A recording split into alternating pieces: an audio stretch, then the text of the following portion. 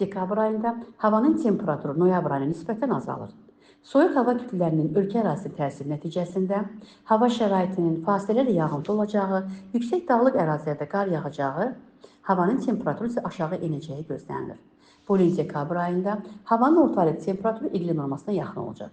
Yağıntılara gəldikdə isə yağıntılar əsasən iqlim normasına yaxın olacağı ehtimal olunur. Birinci öncəliyin birinci yarısında ölkə ərazisində hava şəraitinin fasiləli yağıntı olacağı gözlənilir. Ayrı-ayrı yerlərdə qısa müddətli intensivləşəcəyi, yüksək dağlıq ərazilərdə isə qara keçəcəyi ehtimalı var. Yaxın günlərdə dekabrın 1-də Bakıda və Abşeron yarımadasında hava şəraiti dəyişkən buludlu, əsasən yağmursuz keçəcək. Lakin gecə və səhər saatlarında bəzi yerlərdə çiskinli yağış yağacağı ehtimal olunur. Havanın maksimal temperaturu 14-17 dərəcə isti olacaq.